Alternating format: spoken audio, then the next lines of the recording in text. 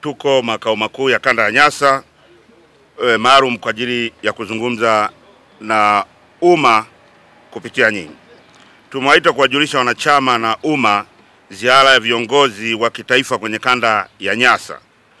Ziara hiyo itaongozwa na mwenyekiti wa taifa Mheshimiwa Tundu Lissu, ambaye ataongozana na viongozi wote wa kitaifa, kwa maana makamu wake, katibu mkuu na kadhalika. Ni ziara maalum kwa ajili ya uzinduzi wa operesheni za chama, ikiwemo no reform no election, ambayo mmekuwa mnaisikia na madhumuni yake ni nini. Pia kuna operesheni stronger together kwa ajili ya kukiweka vizuri chama, pamoja na operation ya tone tone kwa ajili ya kuhamasisha uchangiaji ili kupatikana kwa fedha za kuendesha chama. Ratiba ya mikutano hii itaanza tarehe 23 Machi kwa uzinduzi utakaofanyika Mbeya mjini, viwanja vya Rwanda Nzovwe. Ziara hii itakuwa na ruti mbili. Ruti moja itaongozwa na mwenyekiti wa taifa Mheshimiwa Tundu Lissu, ambayo ni ruti ya mkoa wa Mbeya, mkoa wa Songwe na mkoa wa Rukwa. Na ruti ya pili itaongozwa na makamu mwenyekiti taifa Mheshimiwa Heche John. Ruti hiyo itakuwa nayo itaanzia mkoa wa Mbeya, mkoa wa Njombe na mkoa wa Iringa. Naomba nisome ratiba kwa faida ya watakao kuwa wanafuatilia ziara hii.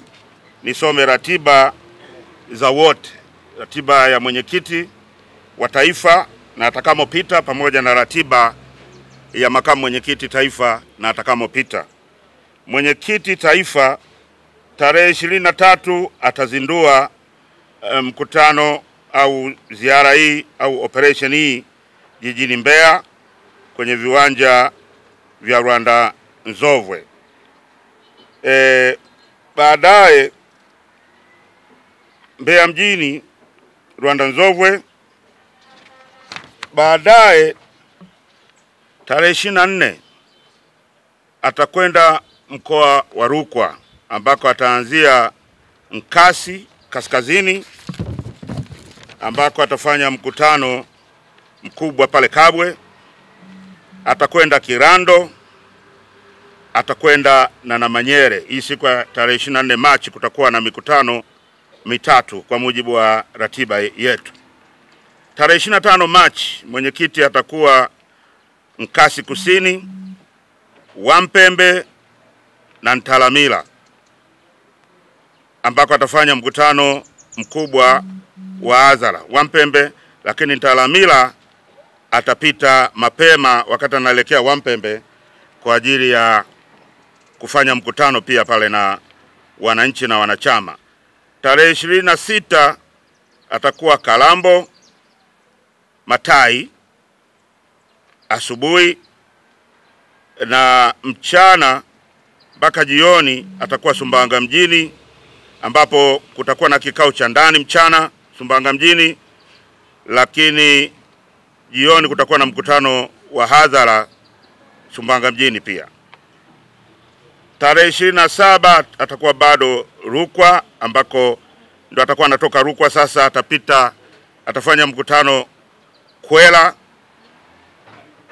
saa 4 asubuhi, na jioni atakuwa ameingia mkoa wa Songwe, ambapo atafanya kikao cha ndani Tunduma mchana, na jioni atafanya mkutano wa hadhara kuanzia saa 9 pale pale mjini Tunduma. Tarehe 28 mwenyekiti atakuwa Momba saa 3 asubuhi mpaka 5 mchana, Vwawa saa 6 alasiri mpaka saa 8 jioni, na jioni hiyo tarehe 25 Machi mwenyekiti atamalizia mkutano jimbo la Mbozi Mlowo katika mkutano wa hadhara utakaofanyika kuanzia saa 9 alasiri. Tarehe 29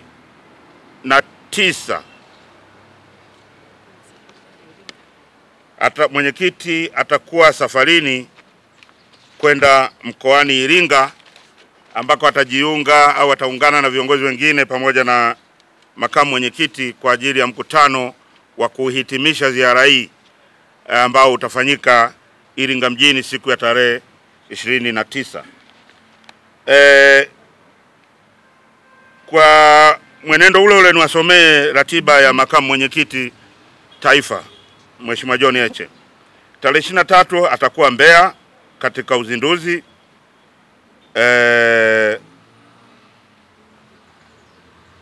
Tarehe 24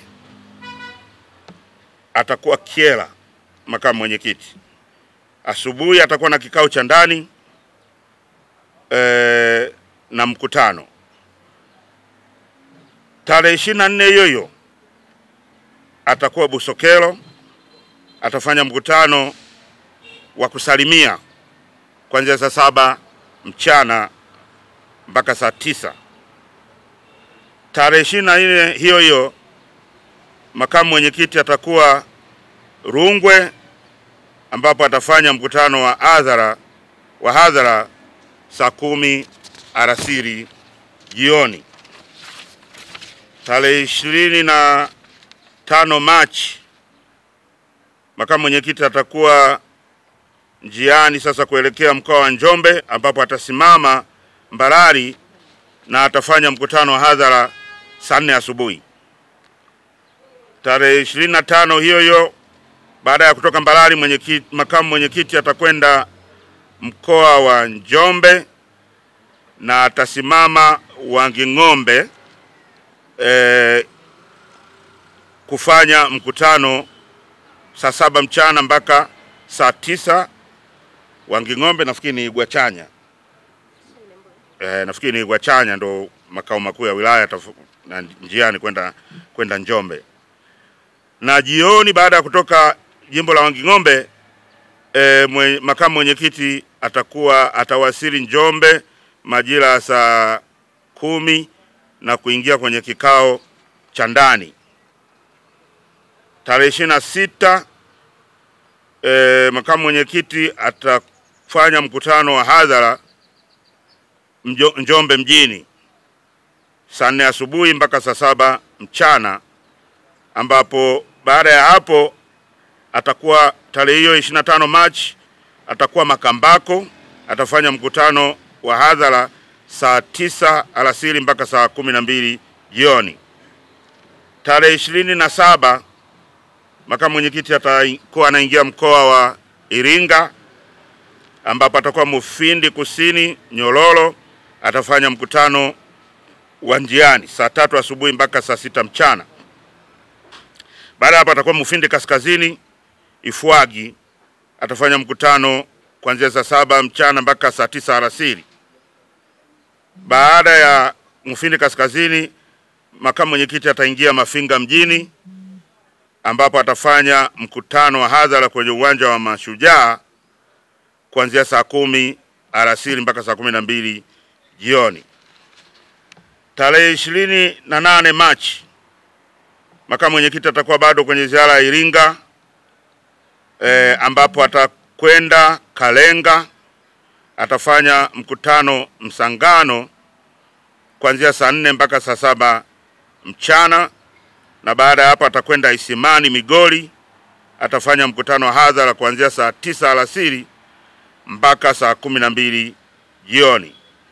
Baada ya hapo ataingia kikao cha ndani Isimani kuanzia saa 12:30 jioni mpaka kitakapo kamilika hicho kikao. Tarehe 29 makamu mwenyekiti naye ataondoka, atafanya mkutano Kilolo Ilula saa 4 asubuhi, na jioni ataungana na viongozi na mwenyekiti wa taifa pamoja na viongozi wengine kwenye mkutano wa hadhara mjini Iringa, ambao utakuwa ni maalum kwa ajili ya kuhitimisha ziara hii ya kitaifa. Kwa hiyo Kama nilivyosema, baada ya mikutano ya hadhara, pamoja na mikutano ya hadhara pia kuna mikutano ya ndani, ambapo maeneo yote ambayo viongozi watapita itahusisha vikao vya ndani kwa viongozi wa ngazi mbalimbali za chama, lengo likiwa ni kupata fursa ya kutibu madonda ya uchaguzi na kuimarisha chama ili chama kiwe tayari kusimamia na kutekeleza yale tutakayokubaliana kwenye utekelezaji wa ajenda na maamuzi mbalimbali tunayokubaliana kama chama, ikiwemo ajenda hizi muhimu zilizo kwenye ziara hii.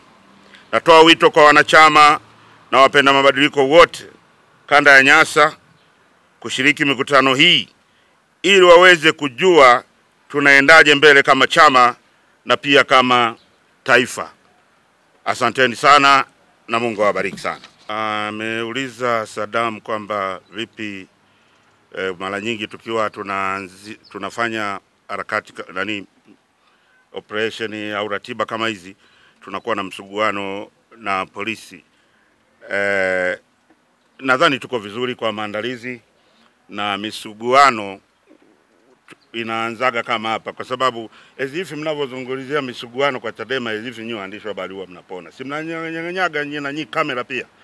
Kwa hiyo so far tuko vizuri, hatujaona dalili zozote za hujuma wala za kukwamisha. Na mara nyingi unajua shida inakuaga sio sisi, mara nyingi inakuaga shida ni police, maybe by understanding au kwa kutoku understanding, mpaka inawapelekea kuchukua hatua wanazochukua dhidi yetu. Lakini nyinyi mmekuwa ni mashahidi, hakuna shughuli ya Chadema, iwe mikutano ya hadhara, iwe shughuli za ndani, ambazo zimewahi kufanyika ukatokea uvunjifu wote wa amani, nikizungumzia hususan kama hapa mjini Mbeya, au hata mtu kupoteza hata sindano aliyoiweka mfukoni. Kwa hiyo tuko vizuri, so far hakuna fracture au hakuna uzinguaji wowote kutoka kwa polisi au vyombo vyovyote. Kuhusu ratiba, katibu naweza ukalijibu hilo kidogo. Kanda ya Nyasa ina mikoa 5. Ina Rukwa, Songwe, Mbeya, Njombe na Iringa. Kwa hivyo kama ulivyosikia mwenyekiti alipokuwa anasoma ratiba, maeneo yote hayo tumepeleka mikutano, na mikutano mikubwa iko mingi na ya njiani ipo pia mingi. Na bado pamoja na hizi tulizosoma, bado kuna wengine ambao tunajua kwa chama chetu na wanavyopenda kupokea viongozi wao, itajitokeza mingi tu ya njiani ambayo watu watamsimamisha mwenyekiti au makamu hapa na pale wakitaka wasalimiwe pia. Kwa hivyo mikoa yote, sisi hatufiki Katavi, hatufiki Ruvuma, sisi tunaishia Iringa, Njombe mpaka Rukwa. Na Kyando ametaka kujua kwamba tunaendaje, msimamo wetu, wananchi hawaelewi kama tunaingia kwenye uchaguzi au hatuingii. Ndio maana tunafanya hiyo operation Kyando. Ndio maana tumekuja ndio maana viongozi kitaifa wanakuja ili kulileta ili kwa wananchi, na sisi wote tutakuwepo pale, na tunaamini baada ya hii ziara wananchi watakuwa wamekaa kwenye mstari na wameelewa, watakuwa wameelewa tunaendaje mbele. Ameuliza Kyando kuhusu hatutarajii polisi, kwamba polisi wakituzuia tutafanyaje. Hatutarajii, unajua sisi hatunaga negativity, always sisi tuko positive. Kwa hiyo ili jambo sisi ni positive, na hatutarajii kwamba polisi watafanya hicho ambacho una wasiwasi au unasema kwamba watafanya. Hatutahukumu kwa historia ya nyuma, lakini sidhani kama hata wao wako kwenye mudi ya kufanya hivi, kwa sababu sio wakati muafaka kufanya hivyo.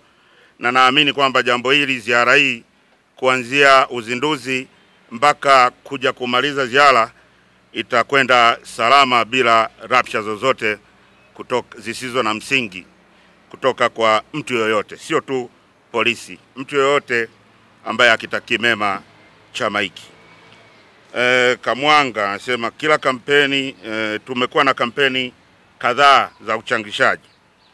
Yes, na ndio maana hiki chama kimekuwa strong kwa miaka yote. Kila wakati kinakuja na mkakati mpya. Kwa hiyo kila kampeni inakuwa na malengo yake kwa wakati husika, kuhusiana na tija zinatofautiana.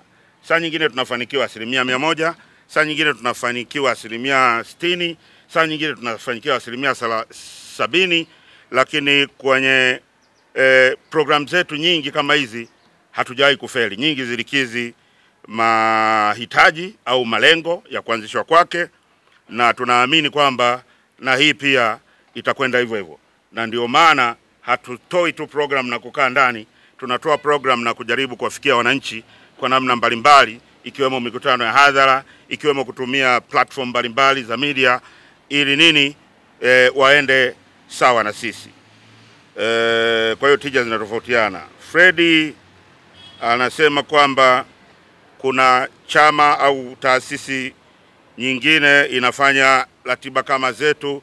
Freddy, sisi sio jukumu letu kuangalia watu wengine wanafanya nini. Wewe ukiwa mchungaji, Jumapili imefika, unatakiwa ukafanya ibada kanisani kwako, usitake kuangalia Anglikana wanafanya nini, Roman wanafanya nini, au nani wanafanya nini. Kwa hiyo sio jukumu letu sisi kuangalia wengine wanafanya nini, ili mradi wasituingilie katika jambo letu, katika ratiba zetu zinavyofanya kwa namna yoyote. No reform, no election sio manake kususia uchaguzi.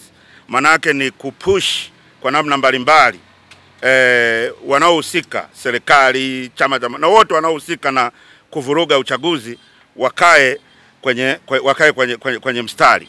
Kwa hiyo sasa, kama una push kitu ambacho unatarajia kitatoa matokeo, ni wajibu wetu pia kuwaambia wananchi wetu au wananchi kwa ujumla waendelee kujiandikisha, kwa sababu what if haya tunayoyapush yanakuja kukubalika miezi 4 kabla ya uchaguzi.